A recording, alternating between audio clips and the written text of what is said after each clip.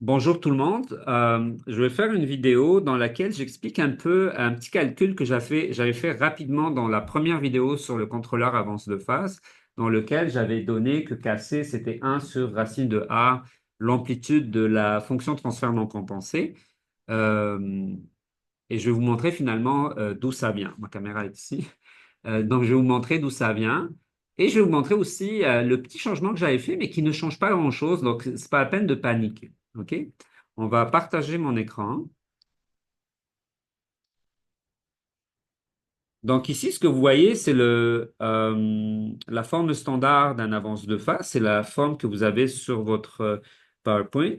Par contre, moi, ce que j'avais fait, c'est qu'au lieu de mettre le A ici, je l'avais mis ici, et sauf que mon A était supérieur à 1 au lieu d'inférieur à 1.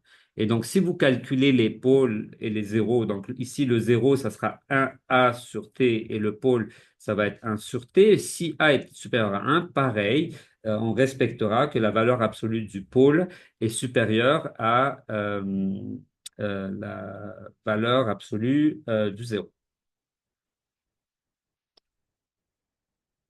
n'est-ce pas?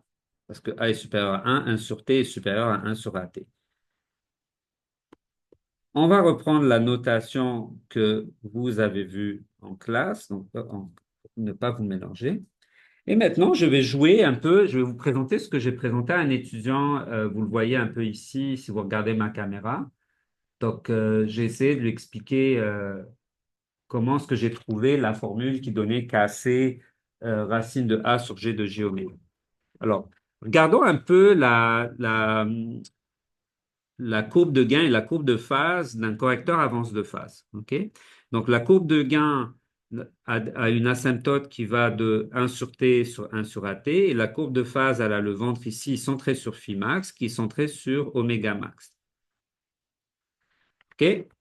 Et ces valeurs-là, finalement, c'est les fréquences de coupure qui, pour un taux S plus 1, donc TS plus 1, ça donne moins, c'est 1 sur taux, et A alpha ou ATS plus 1, ça donne 1 sur A sur T. T, A étant inférieur à 1, ben, vous avez celui-là qui est à droite et celui-là qui est à gauche. Ok, jusqu'à là, tout va bien. Maintenant, ce que je veux savoir, je veux venir calculer l'amplitude de C de J oméga. Ça donne KC, l'amplitude, donc c'est juste la valeur absolue, sur l'amplitude de ce qui est en haut, qui était de J oméga plus 1 amplitude. Donc je vais effacer l'amplitude de A sur B, c'est l'amplitude de A sur l'amplitude de B, sur A de T de J oméga plus 1. Et ça donne donc KC, vu que KC est positif. Donc là, ça va me donner de euh, T carré oméga carré plus 1 racine sur racine de T carré oméga carré A carré plus 1, n'est-ce pas? Je vais fermer mes emails. Donc là, si on continue, qu'est-ce qui arrive aux basses fréquences? OK?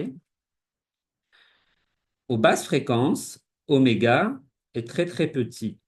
Si oméga est très très petit, ça veut dire que T oméga carré est très petit par rapport à 1, et T oméga carré A carré, qui en plus A carré est inférieur à 1, est aussi très petit par rapport à 1.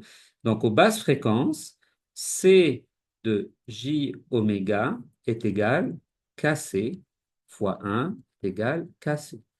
Donc ici, vous allez avoir en fait 20 log décimal de KC, n'est-ce pas? Si vous l'écrivez en amplitude sans les décimales, ben vous allez avoir tout simplement la valeur de KC qui est ici. Maintenant, qu'est-ce qui va arriver aux très hautes fréquences? Quand oméga est très très grand, dans la formule qui est ici, cette partie-là va dominer le 1 et cette partie-là va dominer le 1. Donc, on va se retrouver avec, je partirai en vert aussi, C de J oméga qui est égal cette fois cassé fois racine de t carré oméga carré sur racine de t carré oméga carré a carré. Donc ça part et ça donne 1 sur cassé sur A, n'est-ce pas? Est-ce que j'ai fait le bon calcul ici? Oui, ça me donne cassé sur A. Maintenant, qu'est-ce qui arrive à oméga max? Oméga max, c'est la fréquence à laquelle on a le vent. Et c'est la fréquence à laquelle je voudrais avoir euh, mon système compensé. Donc, c'est-à-dire que c'est le système où vous avez KC ou CS fois G de S, ben, va couper au 0 décibel. OK? À cette fréquence-là, vous savez déjà que oméga max est donné par la formule 1 sur T racine de A. N'est-ce pas? Facile, vous prenez la marge de phase, vous la dérivez et vous allez trouver là où elle est nulle. Et là, ça va vous donner phi max. OK? Et nous, on la connaît, on va croire sur parole que c'est ça. Ben, je vais remplacer tout simplement maintenant à cette valeur-là. Je vais calculer donc C de J oméga évalué à oméga max. Ça me donne, je prends à partir de cette formule-là, ça me donne KC encore fois, et cette fois, ça donne t carré fois, alors c'est 1 sur t racine de a, donc ça donne 1 sur t carré a, parce que racine de a au carré, plus 1 sur racine de t carré, et là pareil, 1 sur t carré a fois a carré, plus 1, donc on va simplifier. Ça et ça se simplifie. Ça et ça se simplifie. Le carré se simplifie avec ça. Ça me donne racine.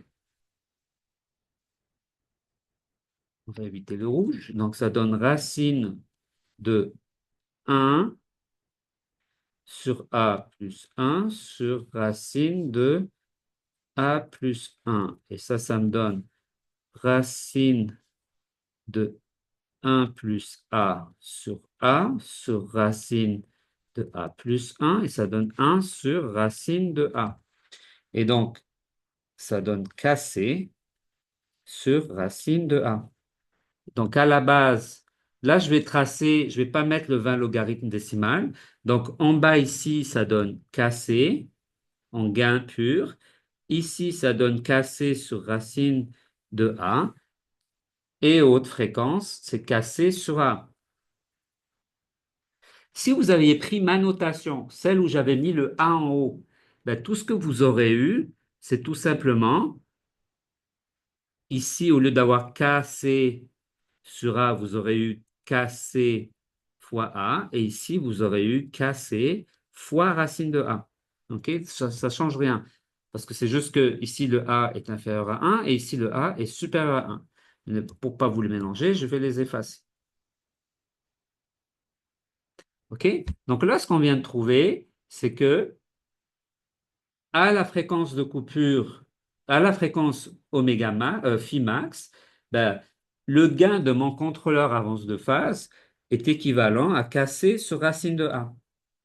OK? Et donc, ce qu'il faut se rappeler, pourquoi dans l'exercice j'avais la simplification, c'est que si je veux que ma nouvelle fréquence de coupure, donc